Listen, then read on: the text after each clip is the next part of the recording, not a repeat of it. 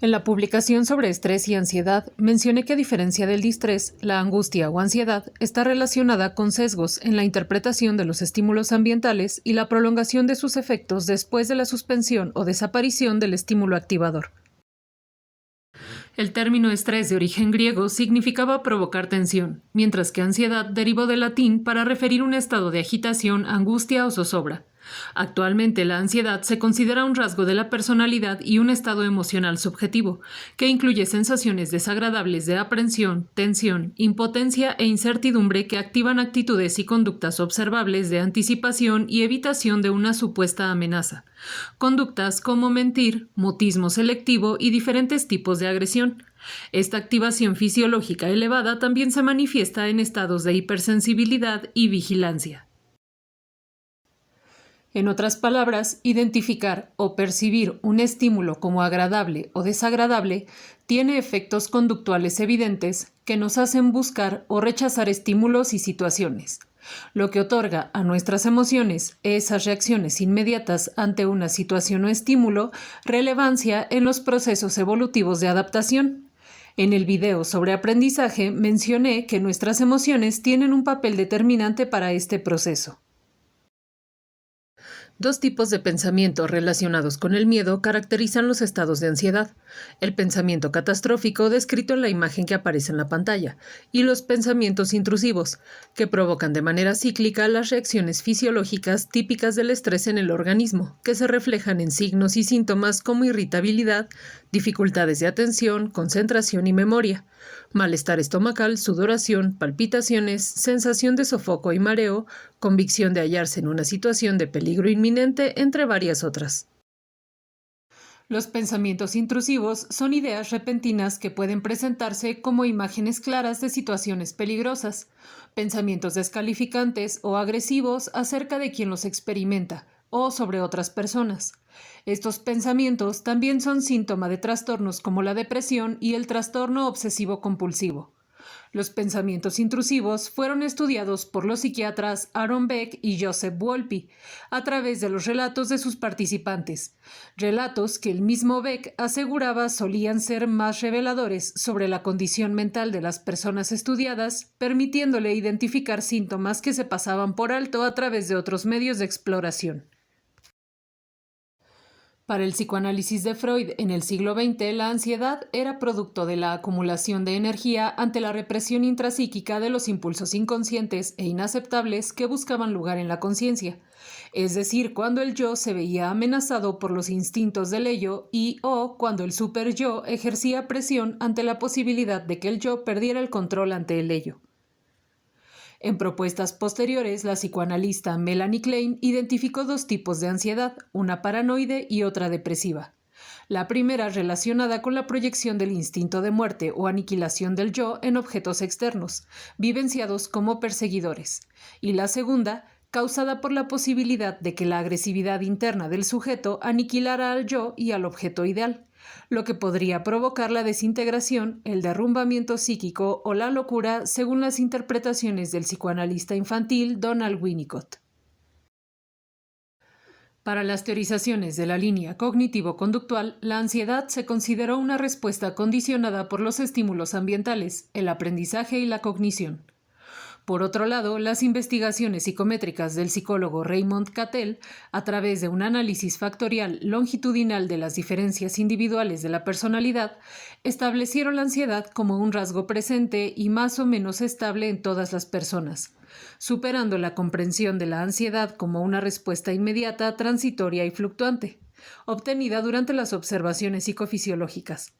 Sin embargo, distinguió la ansiedad observada como un rasgo de la personalidad que caracteriza algunas tendencias conductuales de la ansiedad como emoción transitoria y variable en intensidad y duración.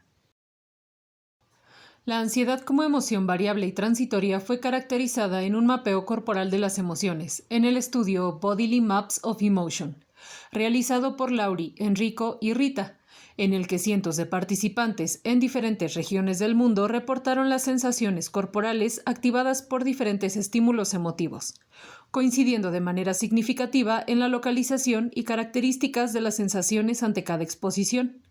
Estos reportes en conjunto coincidieron también con resultados de otros estudios realizados a través de neuroimagen y registros conductuales.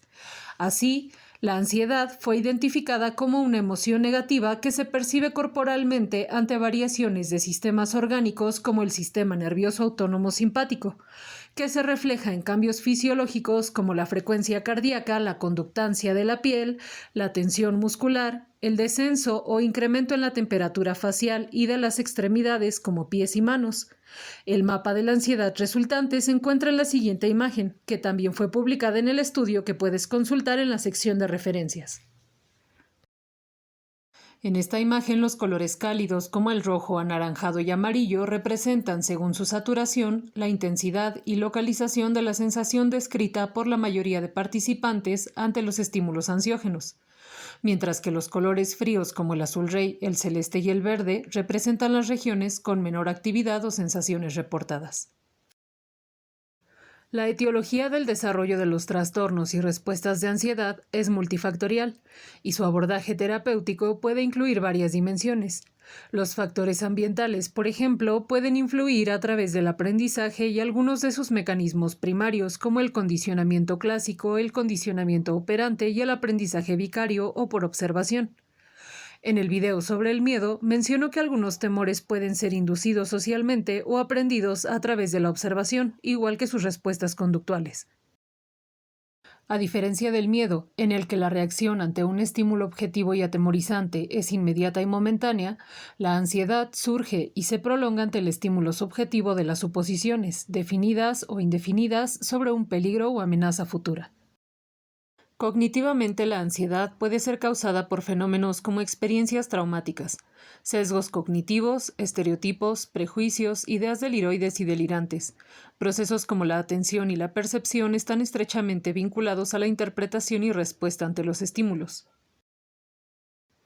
En la dimensión neurofisiológica existen múltiples fenómenos involucrados, como la transmisión electroquímica de información, la regulación y recaptación de neurotransmisores como serotonina y dopamina, la expresión de genes que podrían predisponer el desarrollo de estos trastornos y diversos factores epigenéticos. En el video sobre estrés y ansiedad hablé un poco sobre la activación fisiológica conocida como arousal, que forma parte del modelo psicobiológico de personalidad biofactorial elaborado por el psicólogo Hans Eysenck, que incluye las características del sistema nervioso central y la predisposición genética en relación con el ambiente.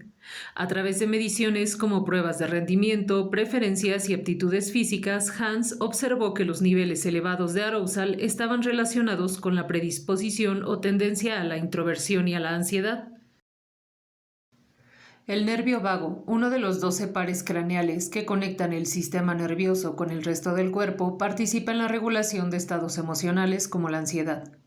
En una entrevista, el Dr. Stephen Porges, autor de la teoría polivagal, que considera el funcionamiento de esta estructura tanto en trastornos como en respuestas de ansiedad, habla de la importancia de la corregulación social a través de actividades como el social grooming, el canto, la respiración profunda y la meditación. Además, se ha descubierto que el nervio vago conecta sistemas como el digestivo con el nervioso, induciendo variaciones de respuesta dependiendo de los estímulos que recibe de ambos sistemas. Por ejemplo, las reacciones de estrés debido a la ansiedad pueden inhibir la actividad digestiva, y la abundancia de determinado microorganismo en nuestra microbiota intestinal influye en las respuestas del sistema nervioso, provocando estados de ansiedad y trastornos como la depresión. En algunos ensayos clínicos se ha comprobado que la suplementación con prebióticos y probióticos mejora los niveles de estrés y ansiedad. Sin embargo, requieren dosis y condiciones farmacéuticas específicas para ser realmente efectivos en el tratamiento de estos padecimientos, por lo que es importante consumirlos bajo orientación profesional. Igual que en el estrés, el eje hipotálamo-hipófisis adrenal regula los procesos fisiológicos involucrados durante los estados de ansiedad. También participan el sistema límbico y la corteza prefrontal, conteniendo o magnificando nuestras respuestas ante estímulos ansiógenos o estresantes. Por un lado, el sistema límbico, integrado por las redes emocionales en el cerebro, incluye una estructura conocida como amígdala, que está relacionada con respuestas de temor y la interpretación emocional de los estímulos. Por el otro lado, la corteza prefrontal regula principalmente la percepción en su dimensión cognitiva, dimensión que tiene que ver con la capacidad de razonar, incluyendo la interpretación de las interacciones sociales. Integra la información emocional y cognitiva, modulando las respuestas conductuales y los intervalos de recuperación. Estudios en áreas de investigación experimental demostraron que algunas lesiones en la corteza prefrontal de roedores prolongan la duración de las respuestas de aversión ante determinados estímulos. En otra investigación, también con roedores, se observó que los rasgos y tendencias ansiosas limitan conductas relevantes para el desarrollo de cada individuo, como la exploración del espacio. En el mismo estudio se observaron diferencias en el tipo de células encefálicas presentes en los sujetos de estudio con alta y baja ansiedad, como el tipo de receptores dopaminérgicos, GABAérgicos y colinérgicos. Morfológicamente, se encontró que la distancia del soma neuronal hasta las ramificaciones dendríticas es menor en los sujetos de estudio con alta ansiedad, a diferencia de las neuronas en los sujetos con baja ansiedad, en las que se observa mayor distancia entre el soma o cuerpo celular y las dendritas neuronales. La densidad dendrítica también resultó menor en sujetos con niveles altos de ansiedad. También se observó menor área cubierta por las estructuras mitocondriales en sujetos con ansiedad elevada y menor contacto o interacción con el retículo endoplásmico, elemental para la regulación molecular de la célula, lo que afecta a la producción de proteínas. Las pruebas electrofisiológicas demostraron menor interacción entre las neuronas de los sujetos con altos niveles de ansiedad y menor cantidad de inputs excitatorios. La autora del estudio explica que la función mitocondrial de las células se ve afectada por la sobreproducción de glucocorticoides, característica de las reacciones al estrés, y que, en los sujetos con niveles elevados de estrés, se observó menor producción de ATP, oxigenación y energía en consecuencia, lo que podría explicar conductas como la pasividad, la escasa interacción social con el ambiente y la poca capacidad de competencia y habilidades sociales. En la presentación del estudio online, la audiencia pregunta a la autora si entre sus estudios ha observado la ansiedad como una ventaja de supervivencia y las implicaciones éticas de alterar las condiciones ansiosas en una sociedad como la nuestra. A lo que ella responde que el contexto lo define todo, ya que por un lado experimentar temor o propiamente ansiedad previene conductas de riesgo en contextos amenazantes como la reciente pandemia, y por el otro obstruye actividades como la exploración, probar cosas nuevas y emprender proyectos. Además dificulta la posibilidad de explorar todas las posibilidades y oportunidades que ofrece nuestra sociedad, y propone la modificación genética como una solución que ofrecer a quienes padecen este tipo de trastornos. Menciona que en el área de la nutrición, por ejemplo, sería bueno contar con suplementos que regulen estos estados, ya que durante la investigación también observó que el consumo de algunos alimentos mejoraba las funciones mitocondriales como la oxigenación. En cuanto a la ansiedad como trastorno, se ha observado que existe una marcada dificultad para identificar o percibir los aspectos seguros en situaciones de peligro o amenaza, y tendencia a subestimar las capacidades de afrontamiento en general. Se diagnostica cuando los síntomas son prolongados y suficientemente intensos como para dificultar o impedir el desarrollo pleno de quien la experimenta. Durante la infancia, el miedo y la ansiedad se manifiestan comúnmente a través del llanto, rabietas y berrinches que pueden incluir conductas como aferrarse a las figuras de apego o parálisis y mutismo selectivo, es decir, negarse a hablar ante personas específicas o en determinados ambientes. Durante esta etapa, nuestro cerebro se encuentra en pleno desarrollo, por lo que será necesario apoyar a las niñas y los niños en la comprensión y expresión de sus sensaciones y emociones, nombrándoles lo que perciben, sienten y podrían estar pensando o imaginando, aclarando de la forma más concreta y sencilla posible sus fantasías. En la etapa adulta, la ansiedad suele controlarse o enmascararse con actitudes de control y perfeccionismo, conductas de evitación, rechazo y agresión. En edades avanzadas es más común observarla en expresiones de dolencias físicas y renuencias a diferentes actividades como salir de casa, ejercitarse o asearse. Tanto en infantes como en adolescentes y personas adultas pueden presentarse dificultades en los procesos de atención, memoria y aprendizaje, interfiriendo con funciones ejecutivas, como la flexibilidad mental, la espontaneidad y las actividades creativas. Sensaciones corporales de pérdida de energía y fatiga que pueden presentarse acompañadas por síntomas como insomnio, rubor, altibajos en la temperatura o entumecimiento de extremidades, conocido como parestesia, palpitaciones cardíacas, dificultades para respirar, sofoco, atragantamiento, mareo, malestar estomacal y variaciones en la agudeza visual. Las características de la ansiedad como trastorno son diversas, por lo que existen diferentes categorías dentro de su clasificación. En la Clasificación Internacional de Enfermedades de la Organización Mundial de la Salud están incluidos en la categoría de los trastornos inducidos por estrés y el circuito de miedo, y comparte casi todas las subcategorías o diagnósticos descritos en la versión más reciente del Manual Diagnóstico y Estadístico de los Trastornos Mentales de la Asociación Americana de Psiquiatría. El trastorno de ansiedad generalizada se diagnostica cuando los síntomas de ansiedad se experimentan durante periodos prolongados que pueden ser meses o años. El trastorno de ansiedad inducido por sustancias o medicación cuando los síntomas se originan con el consumo o suspensión del consumo de fármacos y diversas sustancias. El trastorno de ansiedad debido a enfermedad médica se observa durante el diagnóstico y tratamiento de alguna enfermedad distinta a los trastornos mentales.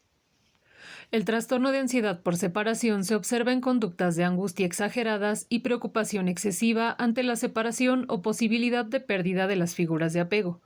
Puede incluir insomnio, pesadillas, enuresis, encopresis y terrores nocturnos, dolores de cabeza, malestar estomacal, náuseas y vómito frecuente. El mutismo selectivo se presenta con la inhibición del lenguaje ante la presencia de determinadas figuras, situaciones sociales o condiciones ambientales. Las fobias específicas se observan en reacciones irracionales de temor ante situaciones, seres u objetos que podrían ser comunes como las zoofobias. El trastorno de ansiedad social implica temor o angustia exagerada ante la exposición a la interacción social, como hablar en público o asistir a reuniones sociales de cualquier tipo.